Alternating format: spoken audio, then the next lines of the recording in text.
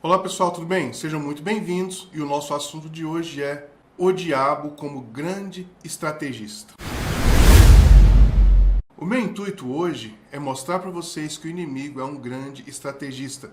Para isso, vamos aprofundar um pouco mais no conhecimento do texto de 1 Timóteo, capítulo 4, versos 1 e 2. Leia comigo. Mas o Espírito expressamente diz que nos últimos tempos apostatarão alguns da fé, dando ouvidos a espíritos enganadores e a doutrinas de demônios, pela hipocrisia de homens que falam mentiras, tendo cauterizada a sua própria consciência. Vamos ler também o 3. Proibindo o casamento e ordenando a abstinência dos alimentos que Deus criou para os fiéis e, para os que conhecem a verdade, a fim de usarem deles com ações de graças. Eu deixei aí algumas palavras em negrito, como você pôde perceber. Dê bastante atenção a elas, tá bom? O capítulo 4 aí deixa claro a existência de espíritos enganadores. E deixa claro também a sua ação contra os santos. O seu esforço, o seu trabalho contra o povo de Deus. Aí está dizendo que alguns apostatarão da fé. O que é um apóstata? É aquele que deliberadamente opta por abandonar aquilo que já sabe. Ele opta pelo pecado. Ele decide por dizer aquilo que é mentira, de maneira hipócrita, como o texto está nos dizendo aí. Então, quando nós vemos um falso profeta, quando nós vemos uma pessoa agindo em conformidade com essa estratégia diabólica, ele não está totalmente enganado, mas ele é exposto primeiramente ao engano, depois ele abraça esse engano e decide, em benefício próprio, negar aquilo que ele já sabe, negar a verdade e tomar caminhos tortuosos de maneira hipócrita. Por exemplo, várias congregações hoje não pregam o Evangelho.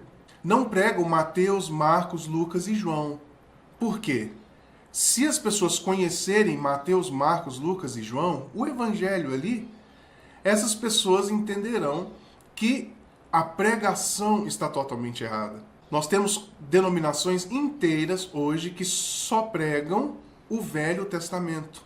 Guerras, vitória um sobre o outro, modelos de adoração arcaicos. Outro exemplo é teologia da prosperidade. Só se utiliza os textos bíblicos para se falar de prosperidade. O que é isso?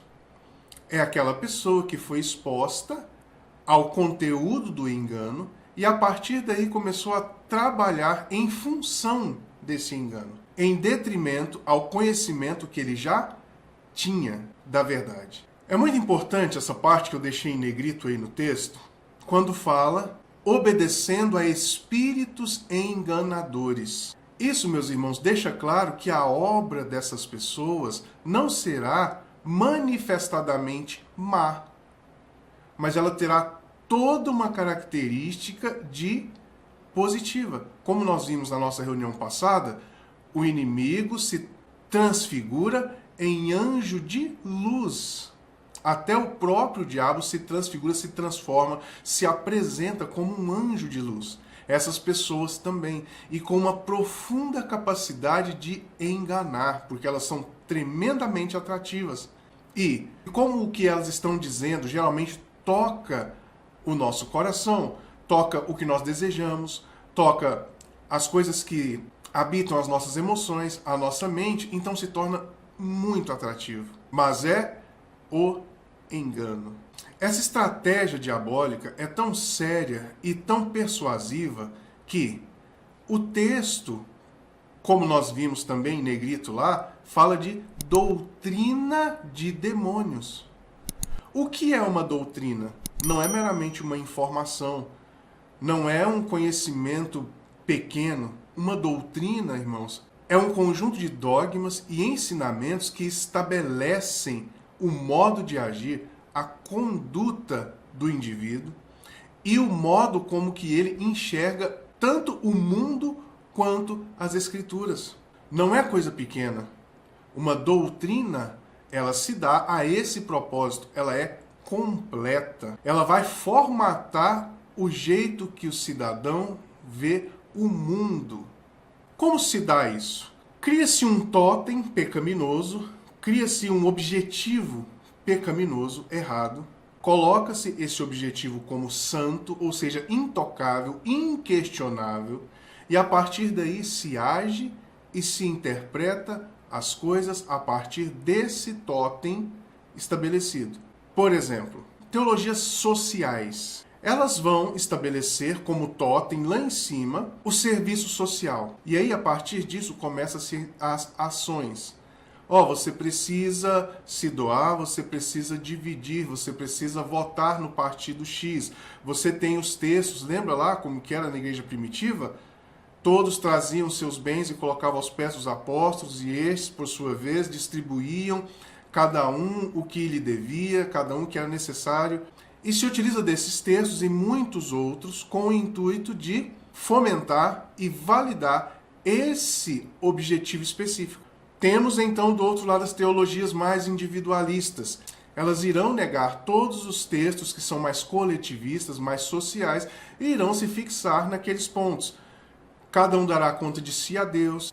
Se alguém está passando por dificuldade, está doente de alguma maneira porque ele está longe de Deus. Coisas desse tipo. Mas tudo irá cooperar para a construção de uma doutrina. Um conjunto de regras com começo, meio e fim. Tudo estabelecido dando uma cosmovisão por completa.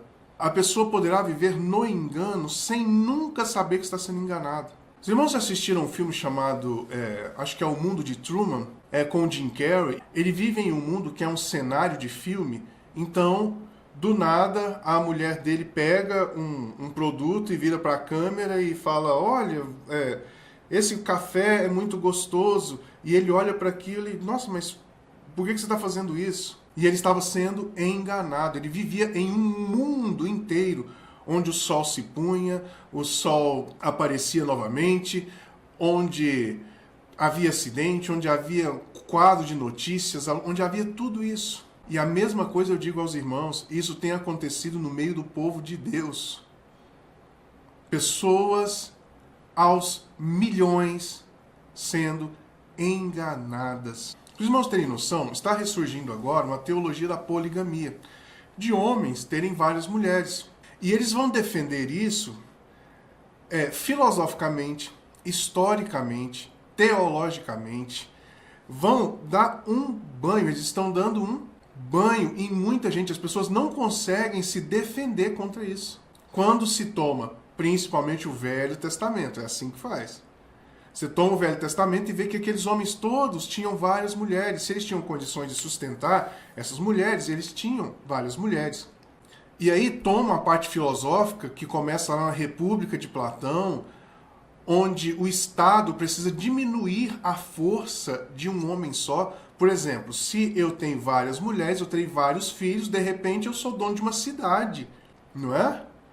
Eu sendo avô ou bisavô, eu tenho, sei lá, 20 filhos, 50 netos, entende? E aí o Estado entende que é necessário que se diminua a força de um homem só para que o Estado possa ter soberania. E aí começa a estabelecer essas regras, essas leis de monogamia. Um homem, uma mulher. Um homem, uma mulher. Mas existem teologias inteiras nesse sentido. E se você colocar o pecado da luxúria como um tótem, se você se der ao pecado da luxúria, quando você se deparar com essa teologia, você vai se apaixonar por ela. Porque ela é uma doutrina. Ela vai desde o primeiro dia da sua vida demonstrar como você deve viver, com o intuito de você demonstrando amor a essas mães, a essas mulheres todas, você chegar à salvação. Se você pode fazer um bem para alguém, por que não fazer? Se você tem toda a condição de sustentar 3 mulheres, por que não sustentar 3 mulheres? Por que não ter filhos com essas 3 mulheres? No céu, irmãos, não se casam nem se dão em casamento. Tá claro? Então saibamos, o que acontece aqui fica aqui, porque no céu não existe esse tipo de coisa. Estou dando outro advogado do diabo aqui, né? Mas percebe como muito provavelmente você ficará totalmente inerme diante dessa teologia. Você vai, nossa, e agora? E aí nós voltamos ao conhecimento. Você precisa ter conhecimento. Nós precisamos ter conhecimento. Teologia da confissão positiva. Você vai falar e vai acontecer. Fica falando o que acontece. Nós queríamos, irmãos, que fosse assim? Tudo que eu falar, verdadeiramente assim, acontecesse? Claro que queríamos, né? Porque eu ia falar só coisa boa. Ia erguer minha mão e profetizar. Eu profetizo, eu declaro, eu delibero. Não é assim? Seria muito bom se fosse assim. Mas não é. Mas estruturarão uma teologia por completo, uma filosofia por completo, uma sociologia, testemunhos de pessoas que vivem dessa maneira, para que você possa ser atraído.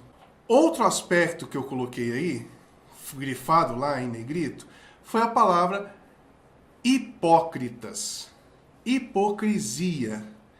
Um hipócrita, ele é um ator. E, sendo um ator, ele consegue simular as suas crenças, consegue simular o seu sentir e consegue simular até o seu frutificar. Ele consegue simular tudo e te apresentar. Então, observe o tamanho da estratégia, o tamanho do engano. Essa pessoa escolheu um pecado como totem, como referência. Ele faz uma adequação, estou falando de um homem só, irmãos, mas isso é principados, potestades e dominadores deste mundo das trevas. Vamos chegar lá agorinha. Constrói isso e coloca na mente de alguém. Tenta alguém nesse sentido e essa pessoa cai e se apostata da fé. Então vamos lá, digamos que seja uma pessoa. Essa pessoa, ela escolhe como um totem uma referência pecaminosa para que ela possa trabalhar todos os seus sentidos, toda a sua visão, toda a sua mente. Isso tendo o apoio de principados, potestades e dominadores das trevas. E depois ela prega isso a outras pessoas. As pessoas, quando olham para ela é extremamente atrativa, porque ela consegue simular o seu crer, o seu agir e consegue simular o seu frutificar. Ela finge que aquilo é verdadeiro. Como diz alguns dos influencers de hoje, finja até que se torne verdade. Ele consegue fingir. E nós, como somos atraídos pelas nossas próprias cobiças, quando vemos alguma teologia, alguma coisa que nos favoreceria, somos tentados a agarrarmos, mesmo já tendo algum conhecimento de que aquilo é errado. No texto que lemos, nós vimos dois exemplos, que são casamento e comida. O que mais temos hoje são proibições quanto a casamento, são desestímulos contra casamento.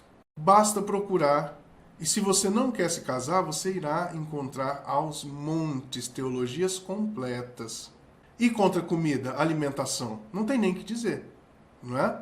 Nós temos movimentos carnívoros, movimentos vegetarianos, N movimentos que buscam retirar da nossa mesa aquilo que Deus fez para que fosse nutritivo para nós. Por que o apóstolo Paulo escolhe esses dois exemplos para dar?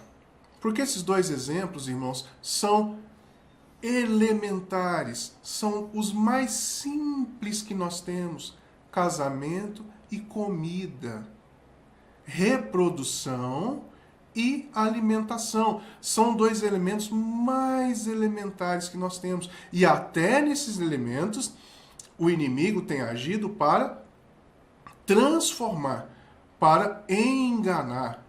Vamos ler agora Efésios capítulo 6, verso 12.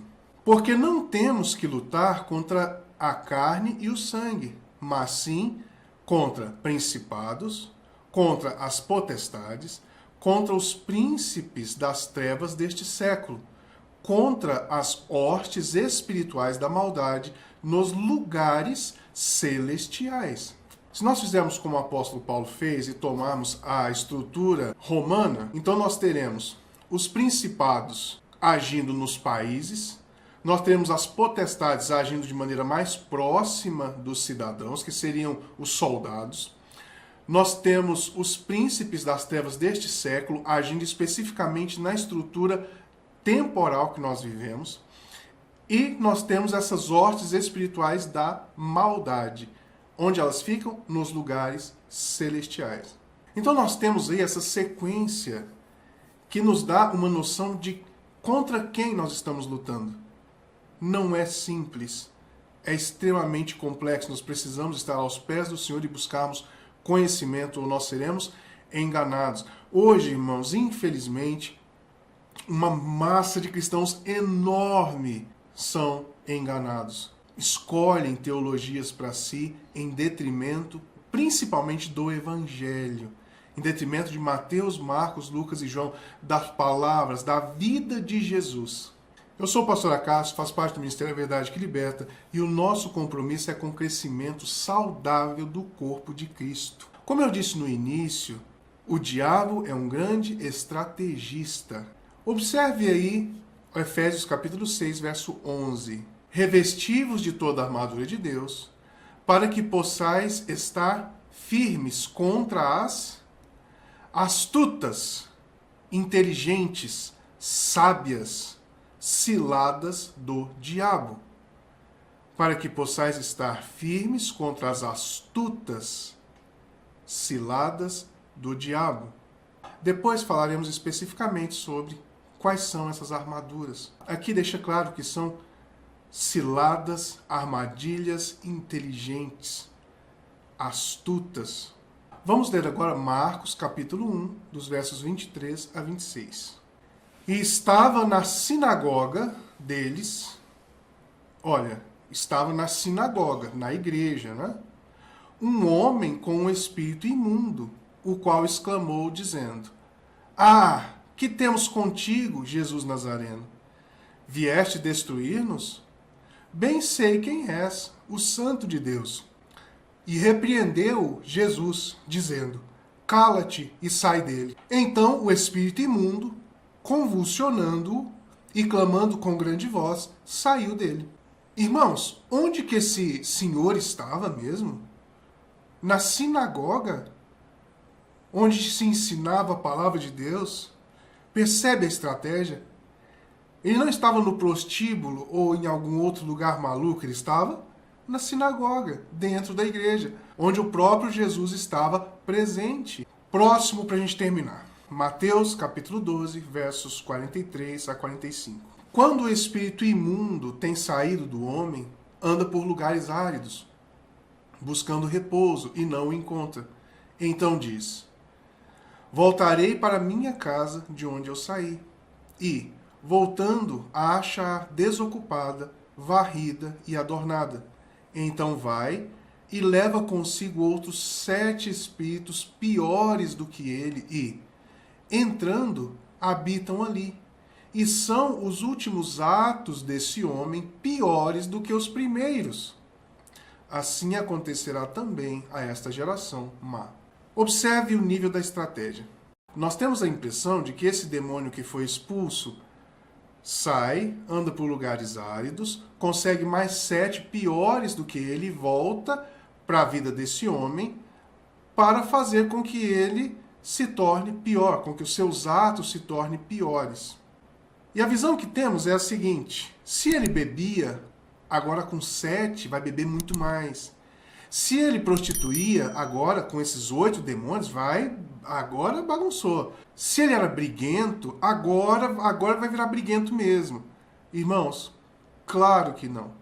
Nós acabamos de ver que um homem possesso de espíritos imundos estava dentro da sinagoga, dentro da igreja. Ou seja, as ações que se tornam piores não necessariamente se tornarão piores no mesmo sentido em que essa pessoa vivia anteriormente. Mas as suas ações podem se tornar potencialmente piores. O que tem de pior do que uma pessoa endemoniada influenciando dentro da igreja?